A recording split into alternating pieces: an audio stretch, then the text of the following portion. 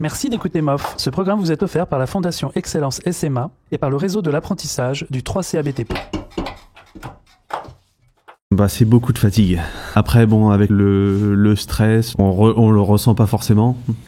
C'est surtout après, à la fin du concours, qu'il y a eu un gros, entre guillemets, un relâchement. Même si, il y avait encore l'entreprise à faire tourner, parce que faut pas l'oublier. Mais le coup de fatigue est arrivé bien après le concours. Steve Paton est artisan tailleur de pierre. Il s'est lancé dans le concours de meilleur ouvrier de France en 2015. À l'époque, il a 33 ans et gère une entreprise artisanale dans l'Oise. Son sujet, 3 pierres qui assemblées formeront un bénitier. Steve s'embarque alors dans l'aventure et, incognito, se met au travail à l'abri des regards dans son jardin. Vous écoutez MOF, cette série est consacrée aux artisans, aux salariés et chefs d'entreprise du bâtiment. À ces hommes et à ces femmes qui, un jour, ont décidé de se dépasser en allant au plus loin dans l'exercice de leur art. Comment être à la hauteur de cette épreuve, la plus exigeante que l'on puisse rencontrer dans sa carrière? La réponse est dans MOF. Comment je suis devenu meilleur ouvrier de France? Le métier de tailleur de pierre, j'ai découvert en sortie de 3e. Les études, c'était pas forcément fait pour moi. Et puis, mon père était artisan maçon parce que maintenant il est en retraite, mais les anciens maçons touchaient un petit peu à la pierre. Et du coup, je touchais toujours un petit peu aux matériaux, parce que j'ai toujours été manuel depuis tout petit. Et donc sorti de 3e, il fallait trouver une orientation. Et je suis parti donc au lycée de la Cholet 1 à Amiens, 2 ans, et j'ai passé un CAP en taille de pierre. Après le CAP, donc je suis parti chez les Compagnons pour continuer ma formation. Et j'ai fait donc civil, donc j'ai fait La Rochelle, Lyon, Troyes, Strasbourg, Nîmes, et j'ai fini à Orléans. Donc j'ai fait un travail de réception pour devenir compagnon, donc je suis compagnon. Et après ça, je me suis arrêté, et en 2005, je me suis installé à mon compte. En 2013, je me suis inscrit au concours meilleur ouvrier de France. Voilà. Et j'ai été lauréat en 2015, donc j'avais 32 ans. Ça faisait un moment que ça fait longtemps que je voulais faire ce concours. Et après, quand on crée son entreprise, le problème c'est que ça prend beaucoup de temps. Il faut se faire une clientèle, il faut faire les devis, il faut faire les factures, il faut faire la comptabilité.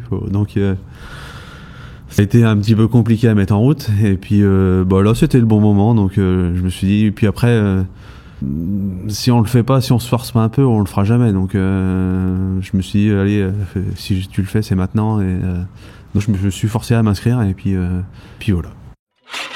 On peut débuter comme tailleur de pierre avec un CAP BEP tailleur de pierre du bâtiment et un BP brevet professionnel métier de la pierre. Au début, je l'ai un peu gardé pour moi, tout ce qui était inscription. J'ai attendu quasiment la fin des épreuves qualificatives pour le dire à mes parents que je m'étais inscrit, et puis que pour l'instant ça fonctionnait bien parce que j'avais été retenu pour la suite. Les épreuves qualificatives, elles se sont déroulées sur Paris, donc au lycée professionnel Hector Guimard. On était 28 candidats au départ. Donc il y a eu 2 sessions de 14 candidats. L'épreuve s'est plutôt bien passée. On avait 6 heures pour réaliser un petit bout d'appui de fenêtre avec une coupe biaise et une petite moulure amortie. Petit travail, on va dire assez simple. Donc le plus long, ça a été d'attendre les résultats. Les tailleurs de pierre, on est une petite corporation et on a tendance à se connaître à peu près un petit peu. Et là, ce jour-là, en fait, j'ai retrouvé des tailleurs de pierre que j'avais pas vus depuis peut-être 10 ans. Et du coup, on s'est revus, donc ça a été un bon moment. Alors en fait, donc j'ai appris que j'avais été retenu après les épreuves qualificatives au mois de mars par courrier. Et donc après, on a attendu le sujet pour l'épreuve finale. Ça a été un petit peu long à venir. Et il est sorti au mois de mai-juin, le sujet final. Et donc là après, ça a été par contre un enchaînement assez rapide parce que il a fallu commander des blocs de pierre. Comme on tombait en période estivale, les carrières n'étaient pas forcément ouvertes parce qu'ils étaient en congé. Donc ça a repoussé de quelques semaines. Finalement, j'ai eu mes pierres que fin septembre. Le tailleur de pierre est amené à intervenir sur des ouvrages en pierre, aussi bien dans la construction neuve que la restauration d'ouvrages. Alors, le sujet, c'était un bénitier. Donc c'est plutôt un beau sujet. J'étais assez content. Il y avait un beau travail à faire. Du coup, quand on a vu le sujet, on avait l'adresse, parce qu'en fait, c'est un bénitier qui existe vraiment dans une église. Et ce bénitier se situe dans une église de Strasbourg. Donc je suis parti un week-end me reposer et j'en ai profité pour aller voir ce bénitier. Voilà. Et puis me prendre un peu la température de l'atmosphère pour réaliser la pièce, quoi. Il y a toujours des difficultés, hein. Il y avait des petites moulures qui n'étaient pas forcément évidentes à sortir. Donc ça, on s'en rend compte aussi au moment du tracé, parce qu'on doit réaliser une épure. Donc l'épure, c'est un dessin à échelle 1 qui nous permet après de réaliser toute la pièce. Voilà, donc après, ça nous permet de sortir des panneaux. Donc les panneaux, c'est des profils et des contre-profils qui nous permettent de tailler les moulures à la forme exacte. Voilà. Donc là, déjà, donc l'épure réalisation des panneaux, profil contre profil, j'ai passé à peu près une centaine d'heures.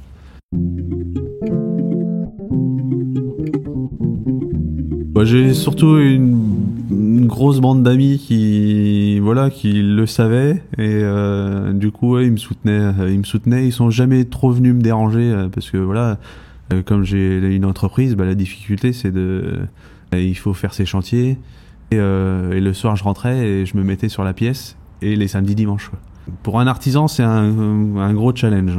Ça reste un grand moment de fatigue. Malheureusement, la vie privée, on va dire que pendant 6 mois, un peu plus de 6 mois, on la laisse de côté, parce que on n'a pas le temps, hein. C'est la journée, je faisais mes 8 heures de boulot, le soir je rentrais, je me douchais, je grignotais et je repartais bosser sur ma pièce jusque 22-23 heures, et puis comme ça pendant 5 mois. Donc je me suis monté un petit abri derrière ma maison, dans ma maison, dans mon terrain. Comme ça, j'étais vraiment pas très loin ça me permettait de travailler les samedis et dimanches sans avoir besoin de faire des kilomètres de route, d'être sur la route et de perdre du temps. Dans le neuf, le tailleur de pierre peut construire des encadrements de portes et de fenêtres, des voûtes, des balcons, des dallages et des escaliers. Il peut réaliser des parements de façade, des corniches, des cheminées, dallages et de la décoration. Donc la première étape, c'est de réaliser une épure, donc un dessin à échelle 1. Donc on trouve un panneau blanc et on dessine. Alors après, maintenant il y a différentes techniques. Moi je suis resté dans la technique traditionnelle où on dessine tout à la main. Il y a des candidats qui l'ont dessiné à l'ordinateur, donc en DAO. Moi j'étais pas équipé, donc j'ai fait vraiment en traditionnel, tout à la main. Et donc ça me prend déjà pas mal de temps. Et après j'ai réalisé donc tous les profils contre profils en zinc. Ce qui permet de tailler après les moulures et puis de tracer toutes les pierres. Alors après j'ai reçu la pierre fin septembre. Donc mes épures, tout ça c'était fini. Donc fin septembre, dès que j'ai reçu la pierre, j'ai tout de suite attaqué la taille. Donc j'ai attaqué parce que le bénitier était composé de 3 pièces. Donc on avait une base. Donc la première pierre c'était la base. Après la pierre du milieu, donc c'était 3 colonnettes, et la troisième pierre c'était la vasque. Donc je décide d'attaquer par donc la première pierre. Donc c'était un bloc avec 3 petites bases circulaires. Donc là déjà un petit peu de difficulté parce que c'était que de la petite moulure et des petites gorges à sortir pas évidentes. Après malheureusement avec un peu de fatigue, je loupe une petite gorge, donc en fait le caillou me plaisait plus. Je l'ai mis de côté et j'en ai recommandé un autre et j'ai recommencé ma base. Parce que le concours, je connaissais le niveau d'excellence du concours et je voulais mettre toutes mes chances de mon côté. Donc il y a une base que j'ai la première pierre, je l'ai refaite une deuxième fois et puis après j'ai attaqué. Donc après j'ai fait la deuxième assise Donc là, il y avait les 3 colonnettes. On avait une partie ornement sur les chapiteaux. Et après, j'ai fait la vasque en sachant qu'on avait sur chaque pièce une partie à laisser brute qu'on a dû après réaliser devant le jury au final.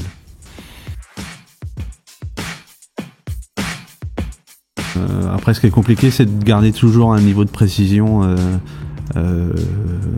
qui doit être inférieur au demi-millimètre.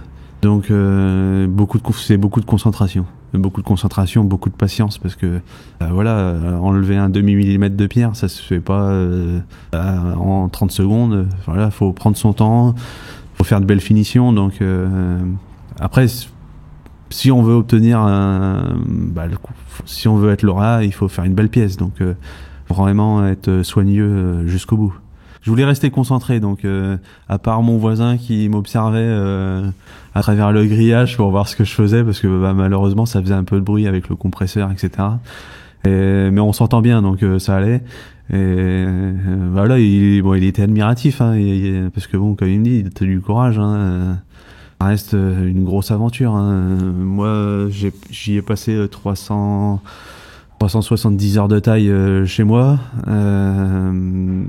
Comme la pièce était à livrer fin janvier, et j'étais loin d'avoir fini, donc en fait je suis resté à partir de mi-décembre jusqu'à fin janvier en non-stop dessus. Donc après là c'était 7 jours sur 7 où je travaillais dessus. Et j'ai fini ric-rac. J'ai fini le samedi et la pièce partait le lundi. C'est beaucoup de fatigue. Après bon, avec le stress, on le ressent pas forcément. C'est surtout après, à la fin du concours, qu'il y a eu un gros entre guillemets un relâchement. Même si il y avait encore l'entreprise à faire tourner, parce que faut pas l'oublier. Mais le coup de fatigue est arrivé bien après le concours. Se former à l'excellence au métier du bâtiment et des travaux publics avec le 3CABTP, réseau numéro 1 de l'apprentissage en France. Quand on s'est retrouvés donc au final, parce que donc on avait sur le sujet, on avait 3 parties à l'essai brut qu'on a dû après réaliser devant le jury donc sur Paris, toujours au lycée Hector Guimard. Donc on devait livrer la pièce le lundi. Et à partir du mardi, donc, on a démonté le bénitier, les 3 parties, on les a séparées, et on s'est mis donc à tous tailler. Donc, on était 7 candidats, et on s'est tous remis à bosser sur le bénitier, chacun de notre côté. Et c'était sympa. On a passé une bonne semaine, les 7 candidats, à discuter, à manger ensemble, à boire un coup, et puis on a bossé. Et le vendredi, donc, on a fini les pièces. Et on a dû les remonter pour la correction le samedi. Alors la pièce fait fini 370 kilos. Donc l'avantage que j'ai eu, c'est que comme je suis artisan, je suis équipé de véhicules adaptés. Et, donc il a fallu réaliser une caisse de transport qui était demandée parce qu'on a été corrigé aussi dessus, donc il fallait faire aussi une belle caisse. Donc moi j'y ai passé 40 heures. Il fallait qu'elle soit donc costaud, résistante, et qu'elle soit facile à ouvrir pour le jury. Après donc, le samedi, donc j'ai fini de percer toutes mes pièces parce qu'on devait donc les assembler avec une tige filetée et des écrous pour que les trois morceaux ne bougent pas au transport, parce qu'il a fallu transporter la pièce assemblée. Donc j'ai fait ça le samedi. Le dimanche, donc j'ai passé mon après-midi à charger le camion, parce que fallait charger ses outils, charger ses épures, tous les gabarits et la pièce. Et le lundi matin, donc je suis parti de bonne heure à 5h pour être à 8h sur Paris. Et comme je voulais pas être hors terre, ça roulait bien, donc je suis arrivé à 6h30 sur Paris. Donc j'ai patienté dans mon camion. Et après, le lycée a ouvert ses portes et nous a bien accueillis, et on a déchargé les pièces le lundi matin. Il pleuvait beaucoup et du coup, toutes les pièces étaient bien mouillées. En fait, on s'est tous rencontrés, donc on était tous au lycée, et on avait qu'une hâte, c'était de découvrir les pièces des autres. Alors du coup, on essayait de pister un petit peu, et puis Bon, après, on a quand même tous ouvert notre caisse pour vérifier, voilà, qu'il n'y avait pas eu de casse pendant le transport. Parce que bon, on sait jamais, hein, ça reste. C'était assez délicat à transporter parce que la vasque était très lourde, donc la pièce était assez déséquilibrée. Et donc on a tous un petit peu ouvert notre caisse et c'est là qu'on a tous jeté un petit coup d'œil sur les autres candidats pour voir ce qu'ils avaient fait, quoi. Que voilà, le niveau était, il y avait une très belle pièce à faire et que on était 7 candidats, les 7 candidats ont sorti de très belles pièces, quoi. Donc on était tous un petit peu dans le doute de savoir tiens, qui va être lauréat, et ça restait voilà un mystère, quoi. Les jurys ils sont restés une semaine à nous observer. On savait pas forcément ce qu'ils pensaient. Du coup planait un grand mystère. Et donc le vendredi soir, je suis rentré chez moi et après voilà, hein, j'ai fait le maximum. Donc ça passait, c'était très bien. Ça passait pas, je me serais réinscrit au prochain concours et voilà, j'aurais recommencé, hein. Mais donc j'étais fier de ce que j'avais fait et voilà, ça restait une super expérience. J'étais content de moi. Et il n'y avait plus que de toute façon à patienter et à attendre les résultats. Donc on est fatigué, mais pas de trop parce que on reste dans un stress de se dire est-ce que j'ai réussi, est-ce que j'ai pas réussi. Et beaucoup d'attentes. Et ça a été très long parce que on a eu les résultats que presque 3 mois après. Donc d'attente, c'est pas facile. Mais bon, après voilà, j'étais occupé, hein, j'ai repris ma vie d'artisan et mes chantiers, donc voilà, la vie a continué après la fin du concours. Le tailleur de pierre travaille aussi bien le marbre que le granit, le calcaire ou le grès. Le métier de tailleur de pierre requiert des qualités artistiques et un grand sens de la précision, créativité, goût de la géométrie et sens des volumes, sûreté de l'œil et de la main, puissance et précision. En fait, moi j'ai eu de la chance, c'est que le président du département donc est meilleur ouvrier de France et il était dans mon métier en taille de pierre. Donc quand il a lui reçu les résultats, donc il a pris le téléphone et donc il me l'a annoncé au téléphone. Là c'est le gros soulagement. Parce que là par contre après l'annonce du résultat que la fatigue là elle est vraiment tombée, quoi.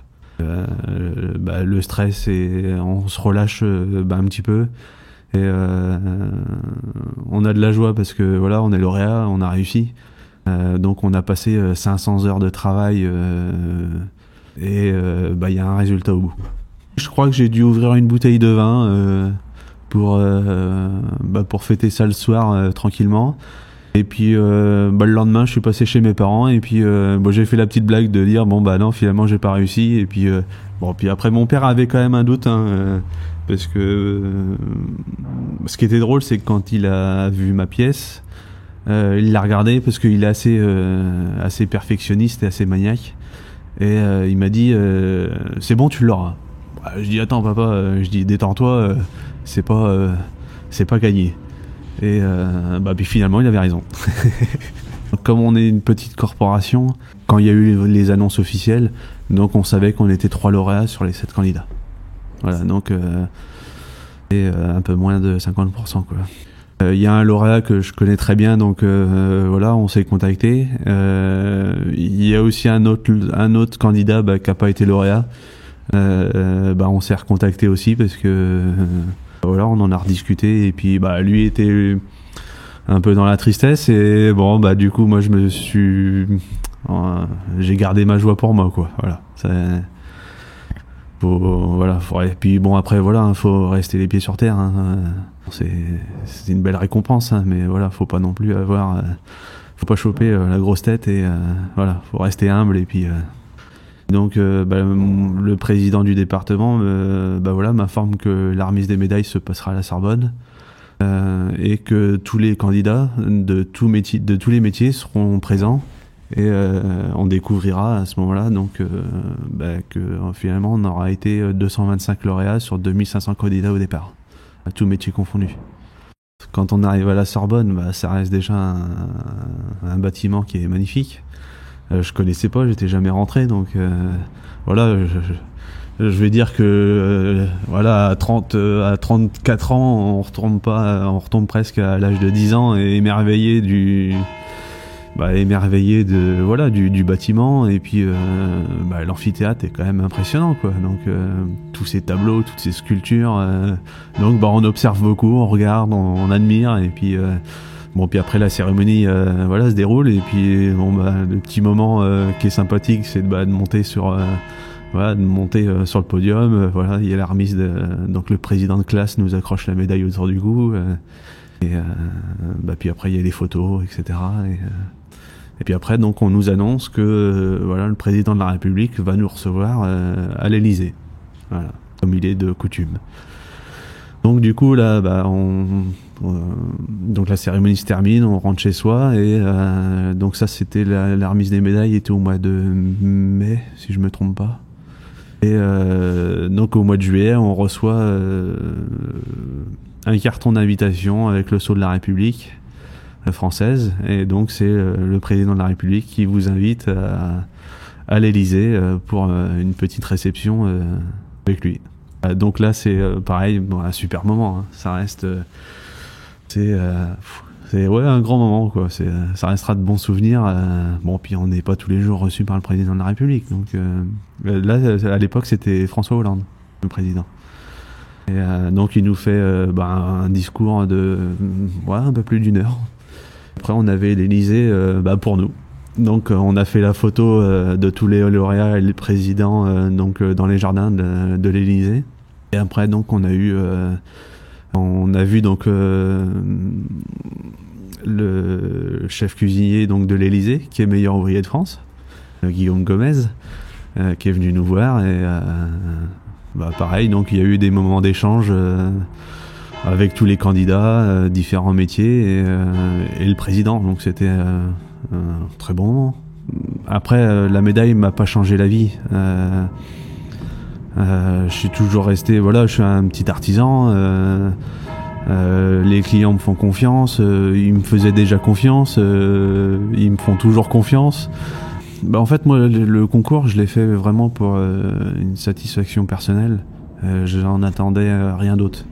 C'était vraiment pour moi, et c'est tout. Ça impressionne, mais les gens sont surpris parce que on porte la même médaille que les métiers de bouche.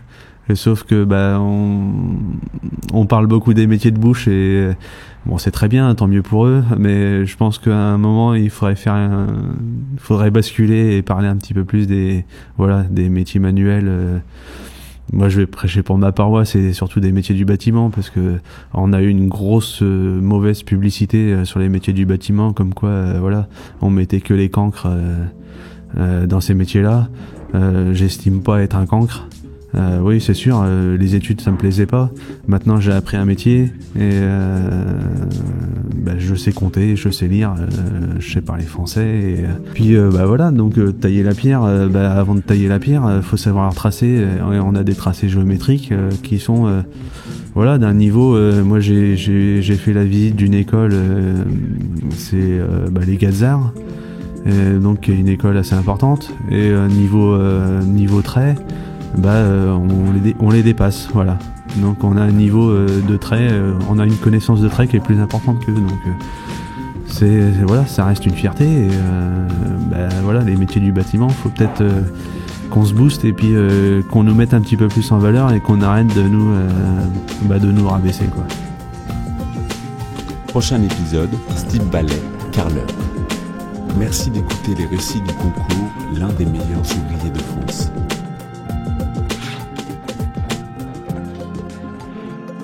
Ce programme vous est offert par la Fondation Excellence SMA et par le réseau de l'apprentissage du 3CABTP.